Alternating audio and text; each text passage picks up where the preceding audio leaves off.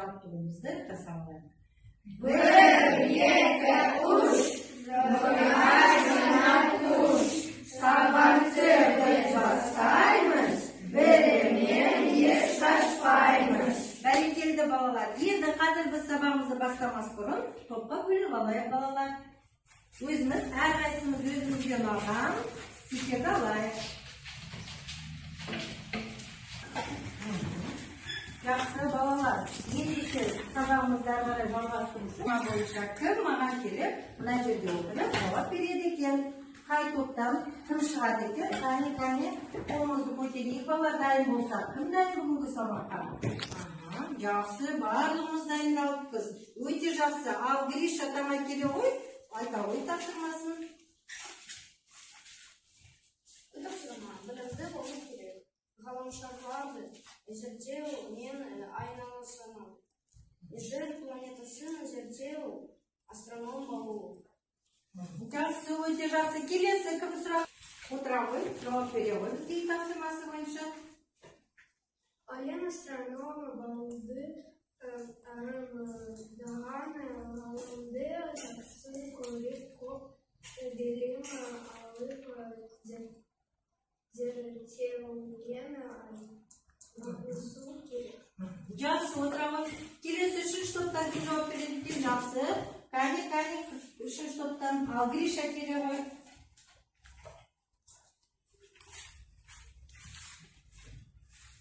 Өзінің астроном болу туралы білімді болу керек, ғалымға қызығуынан болу керек, аспан ылғалы туралы ізденісте болу керек, аспан әлемін ғаламшардың зерттеумен айналысады. Жақсы түсінікті. Келесі Гоша келе қойық. Үй тапсырмасын оқи ғой. Қалғанымыз жақсылап баланы тияқ тыңдаймыз. Астроном боламын. Аспан әлемі туралы ізденісте болу керек. Аспан әлемін ғаламшарларды зерттеумен айналысады. Себебі аспан әлеміне не болған және жер планетасын зерттеу арқылы қауіпті төтенше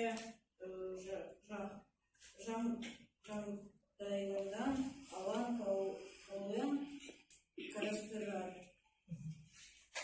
Жақсы балалар. Ендеше балалар, әрі қарай сабағымызды қазір біз жалғастыру үшін келесі мына жердегі суретке назар аударайық. Балалар, қазір біз сіздермен сөз жұмбағымызды жинақтап көрейік балалар. Я балалар? Енді қазір мына жерде бірнеше сұрақ тұр. Экранда көріп тұрсыздар. Осы сөз жұмбақты ең жүйрік, ең ұтқыр, ең білімді кім екен? Соны байқап, білімдеріңізді тексеріп, осы сұрақтарға жауап беруіңізді анықтаймыз. Келесі мына жерде бізде кім сөз жұмбақтың бірінші сұрағына жауап береді екен? Кім жауап береді? Бірінші сұраққа кім жауап береді? Күннен кейінгі 6-шы тұрған ғаламшар дейді. Күннен кейінгі 6-шы тұрған ғаламшар. Кім жауап береді? Максим келе ғой. Атауы қалай мына ғаламшардың? Жаза ғой, тездетіп жазамыз. Тез.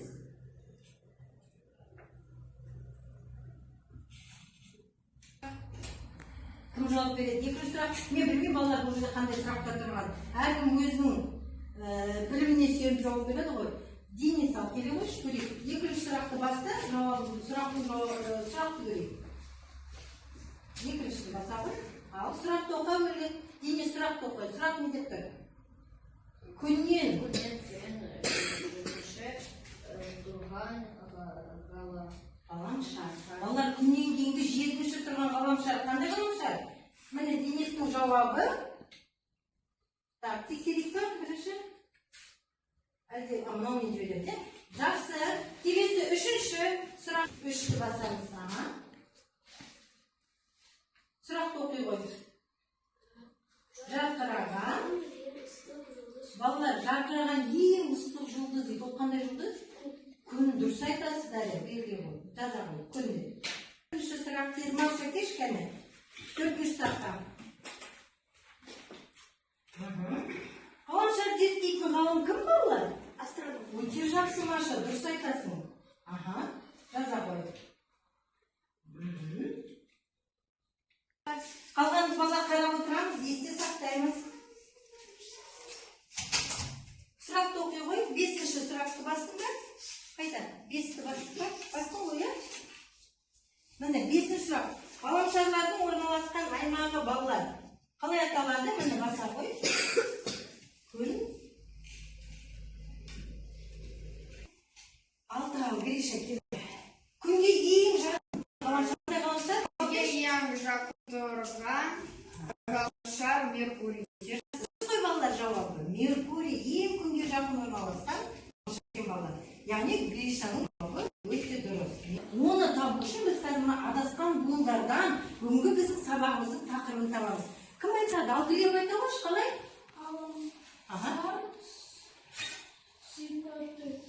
Дұрыс па балалар? Дұрыс айтты ма тілейді көрем? Өте жақсы дұрыс айтады балалар. Бүгінгі біздің тақырыбымыз, бүгінгі сабағымыздың тақырыбы ғаламшар сипаты. Ендеше дәптерлеріңізді ашып, бүгінгі күнді жазыңыздар. Сәуірдің 21-і сынып жұмысы ғаламшар сипаты.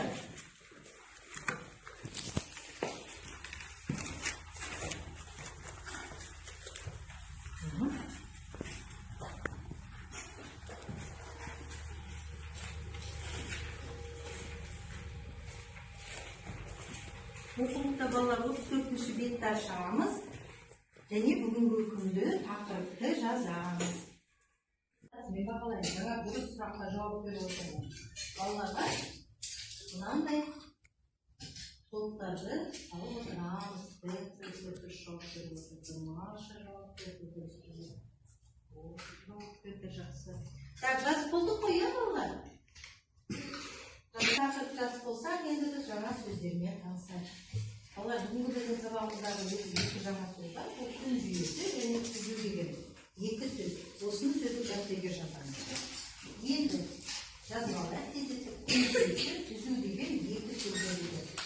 Жүйесі, мынау тұрған күн жүйесі. Мына тұрған суретте бізде түзу. Бұл жаңа сөздер. Енді бұл сөздердің мағынасын ойлап көрейік, балалар. Күн жүйесі дегеніміз не?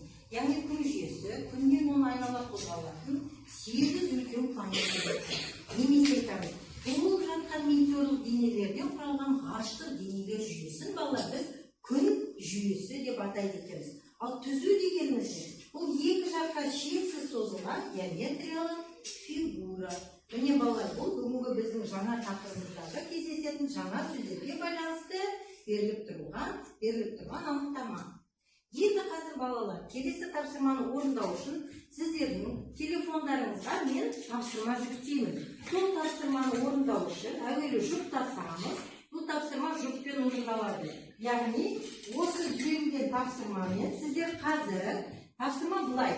Күн жүйесіндегі ғаламшарлар етін анықта дейді.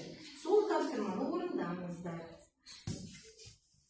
Сосын орындап болғаннан кейін балалар күнде жасыл түс жанады, маған көрсетесіздер. Жұппен орындаңыздар. Жұппен бірге ақылдасып отырып орындаймыз. Қане? Өте жақсы. Мынаны басасыз. Жұптасып орындаймыз. Міне Максим жақсы. Моника екеуі жұптасып орындап отыр. Кирилл енді өз орындайды. Сіздер қане жұппен орындайсыздар ғой? Өте жақсы. Жасыл жанды ма? Аны сіздерді қате тұр ғой, қызыл жанып тұр ғой, бір нәрседен қателестіңіздер. Тағы да дұрыстап қарап шығыңыздар. Кәне, бізде ең дұрыс орындаған жасыл жанған бізде Гриша мен Әділ дұрыс орында дұрыс екен. Жасыл жанды ма барлығы? Міне дұрыс жауаптарыңыз. Саша мен Глебте де дұрыс екен жауабы. Қыздар, дұрыстап қараңыздар, мұқият қараңыздар. Қате бар сіздерде. Кәне. Дұрыс, Денис пен Гоша, иә, жауап беріңдер. Өте жақсы. Дарья мен Гриша, өте жақсы. Сіздер, Эмиль, Саша, сіздер екеуіңіз бірге орындап отырсыздар ма? Емил? Енді ашып жатыр ма? Жақсы, бірге орындап. Саша, жақындап отыр Эмильге. Тез-тез орындап тастаңыздар. Әрине, бұл енді техникалық ақау болады, кішкене орында отырып көрсетейік, орныңызда отырып көрсетейік. Өте жақсы. Маша мен Авелияда да дұрыс. Моника мен Максим да дұрыс орындады. Өте жақсы балалар. Жаңа мен бір біз өте дұрыс орындап шықты. Сондықтан бұл талқылада да барлығын бағаланасыздар. Енді балалар оқулықта 34-35 бетті ашып, мәтінмен танысамыз. Қазір мәтінді жақсылап оқимыз. Жаңа бізде барлық тапсырмаларды дұрыс орындағандарымыз үшін әрқайсымызға мен мынандай жақсы бір жұмысшамен бағалап қояйық. Дұрыс жауап бергендеріңіз үшін. Әрқайсымызға. Біздер жауап бермей тұрған Емел мен Саша ғана, иә, тілші? Емел Саша қазір орындап болсын, содан кейін Емел мен Сашаға да тиістілі болады деп ойлаймын. Жақсы балалар, өте жақсы. Яғни балалар, сіздер дұрыс біледі екенсіздер. Күн жүйесіндегі ғаламшарлардың реті қалай орналасқандығын, иә? Өте жақсы. Енді мәтінді оқимыз. Қазір мәтінді оқимыз. Гриша оқи қойшы мәтінді. Жалпы танысайық мәтінмен. Оқы мәтінді баста. Где орналасқан ғаламшарларды алыстан телескоппен бақылады. Мне қызық. Бұның айналасында ғаламшарлар сызық бойымен күнді айналады. Олар сындағы дөңгелек моншаққа да ұқсайды. Меркурий мен шолпанды жерден бақылау өте қиын. Астрономдардың зерттеуінше ғаламшарлар туралы мынадай мәліметтер бар. Он делился кинолары ғаламшар жерде табиғи серге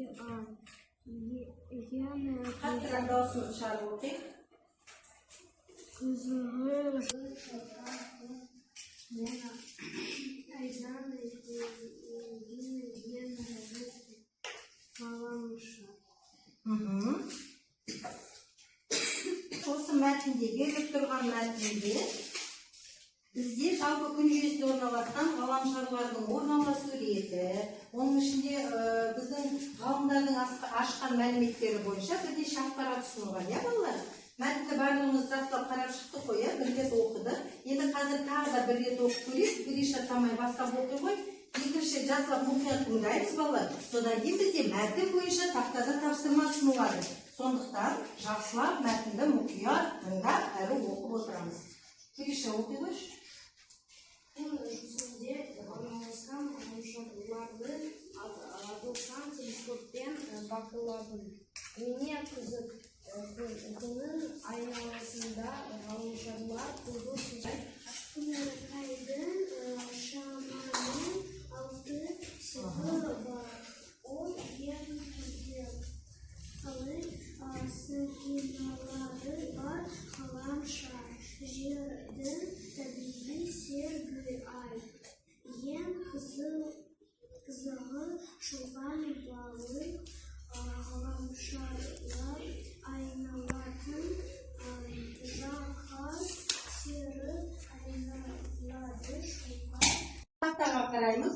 Және осы тақтада тұрған мәтіндегі жазылмай кеткен сөздерді толықтыруымыз керек. Жақсы ма балалар? Бірінші сөйлем. Бұл жерде бізде бірінші сөйлемде бір сөз жіберіп қойыпты. Сол сөйлемдегі сөзді кім тапты? Саша келе ғой. Келсе қойшы, қай сөз екен? Жылдам тездетейік. Басқамыз тез жылдам орындайық балалар, иә? Өте жақсы отыра ғой. Келесі екінші сөйлем. Глеб келе ғой. Балалар жауап бермес бұрын жақсылап қарап отырамыз. Әр сөйлемдегі қай сөз жазылмай кетті. Соны толықтырамыз.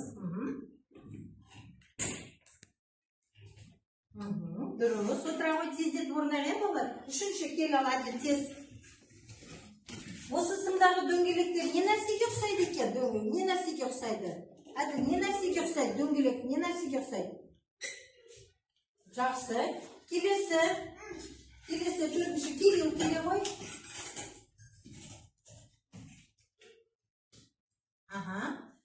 Меркурий мен шолпанды жерден бақылау өте қиын екен, иә, Кирилл? Отыра келесі бош әкеліп болудан күн балалар тексереміз. Дұрыс, жақсы бош отыра ғой. Келесі сөйлемге кім жауап береді? Келесі, ал Амелия келе ғой, келесі сөйлемге жауап бере ғой. Так, Амелия жауап береді.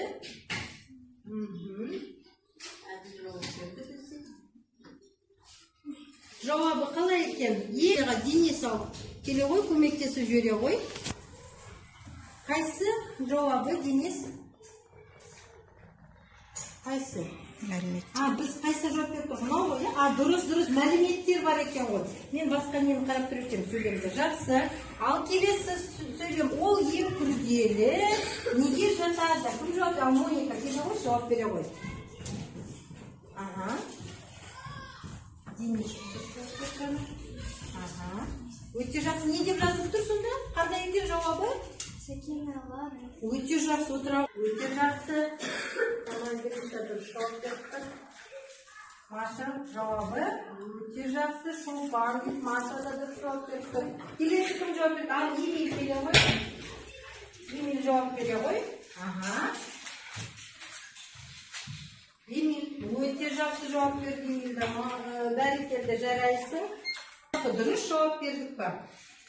Мына жерде бізде қате шығып тұр. Мына жерде орын ауысып кетіп тұр балалар. Қайсы мәліметтің орын ауысып кетіп тұр? Мынадай не бар бізде? Мәліметтер, иә? Ал мына жерде қандай болады жауабы? Алты серігі бар. Дұрыс айтасыздар, балалар. Бір ғана қате кетіп тұр, екі сөздің орын алмас кетіп тұр. Өте жақсы. Енді тағы да бір тексеріп көрейік балалар. Енді жауабымыз дұрыс екен, иә балалар? Жақсы балалар. Бізде мына жерде балалар инсерт деген әдіс бар. Енді осы әдіспен сіздер маған өздеріңді бүгінгі осы сабақта мәтіндегі алған ақпарат бойынша мен не білдім, мен үшін не жаңалық болды, әрі қарай не білгім келеді. Осы кестеге бір сөйлеммен жазып шығамыз. Мәтінге қараймыз, балалар, жаңағы оқылған мәтінге қараймыз, және бір сөйлеммен кестеге жазып шығайық. Жазамыз. Жазамыз балалар. Жазамыз.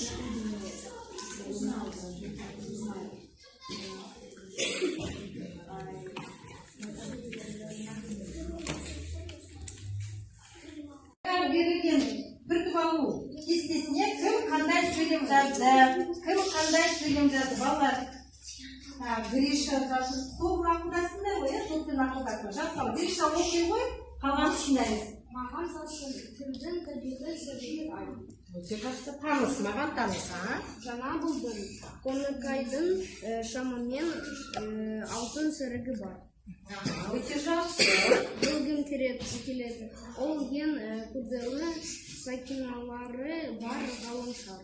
Өте жақсы. Келесі балуан топта, келесі мына топты тыңдар. Кім оқиды? Ал Глеб болды ба? Оқи ғой Глеб.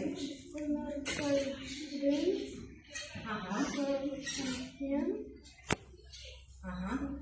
Маша, маған таныс, вот так прям. Панды жерден бақылау өте қиын. Шолпан жаңа билей.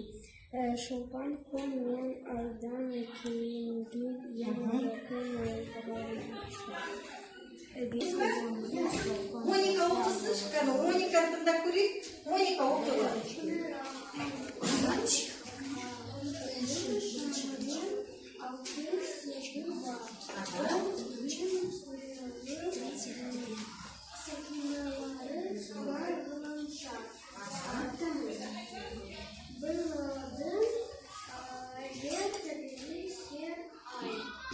Жердің табиғи серігі ай екен, жақсы. Білгіңіз келеді. Білгім келеді. Шолпан ғаламшарлар айналатын жаға кері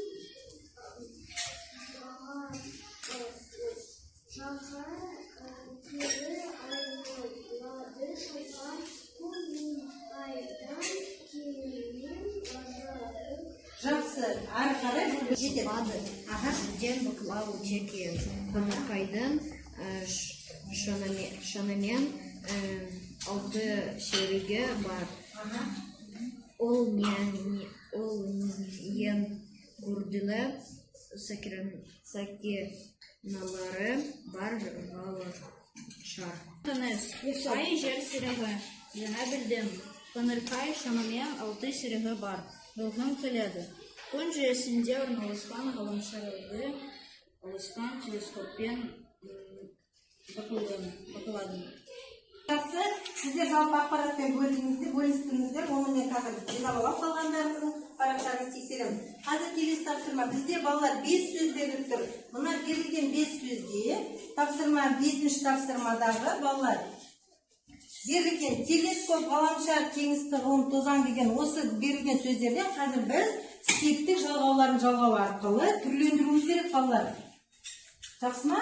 Берілген сұрақтарға байланысты. Қазір бірінші сөзді бізде телескоп деген сөзді кім жазады тақтаға? Авелия келе ғой шал, жаза ғой. Екінші сөз бізде кеңістік деген сөзді Гриша жазады екен, екінші сұрақтан.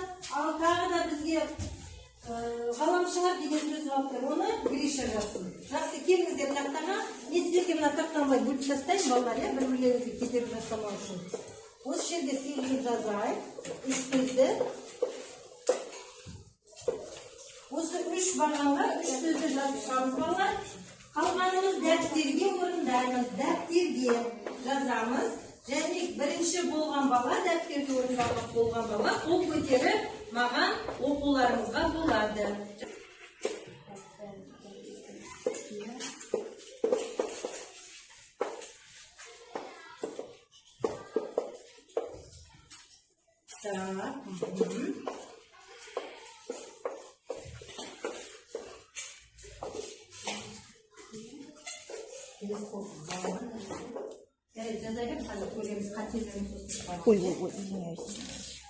Так, балалар тақтаға қарап отырамыз. Көзімізді бір қиығын так.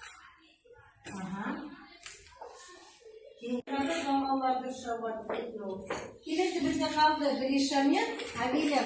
Қараңдар балалар, қате болса жөн дейміз. Телескопта. Арғарай соңғы сөз тездетіп жазамыз. Тездетіп. Дәптерде кім жазып болды, маған көрсетулеріңізге болады. Кім қалай дәптерде жазды? Осы 3 сөзді қалай септедік балалар? Жақсы. Маша, қалай жазып жатыр? Көрсет дәптерге, қалай жазды осы сөздерді? Так, Авелия, оқи қойшы, оқы жазған сөздерді. Қалғаныз қарай, тексерек. Авелияда қате бар ма, жоқ па балалар? Қараңызшы, оқи қой, бірінші. Ата септік, телескоп. Екінші, элек септігі балалар дұрыс па мына жерде? Авелияда қараңыздаршы, қате бар ма, жоқ па? Екінші, элек септік, телескоп. Айтасыз, тың. Келе ғой, кім қате шығарып отыр? Денис келе ғой, тың. Қате, мына жерде ның емес, тың болады, тың. Яғни, ны атылығына біз қайрат жазамыз. Денис? Тың, дұрыс айтасың. Ар қарай телескопқа оқи бер Авелия. Читай, ар қарай оқи бер.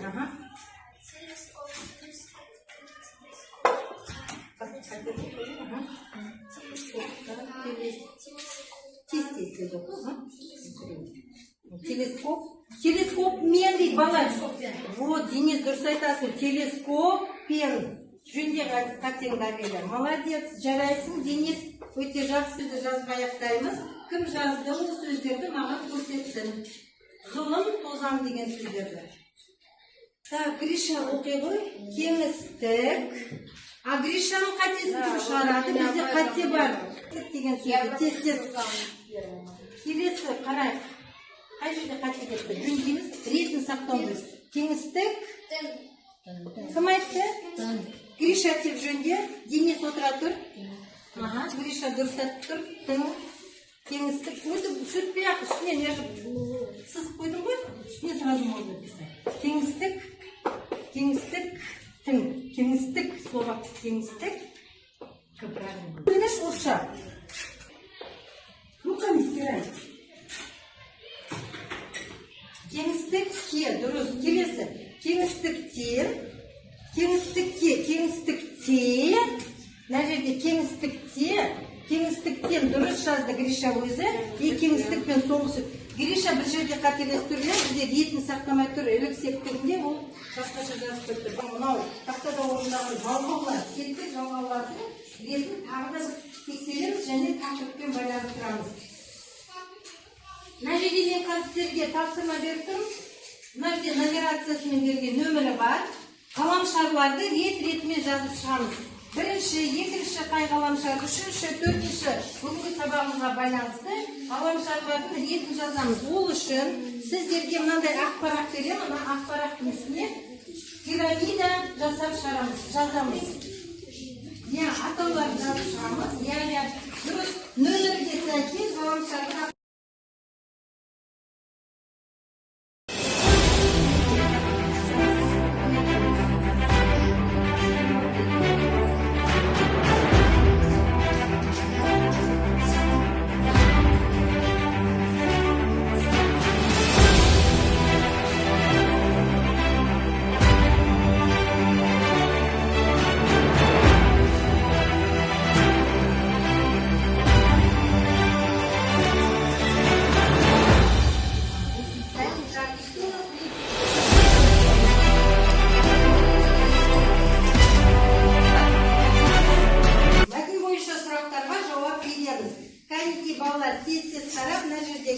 сұрақтарға жауап береміз. Келе үндемей отырсың ғой, бағанадан бері. Келе ғой, жауап бере ғой. Белгілейміз. Дұрыс айтады, балалар? Дұрыс жауап. Келесі, әділ келе ғой. Біз әділ жауап берейін деп отыр. Келесі сұраққа жауап бере ғой.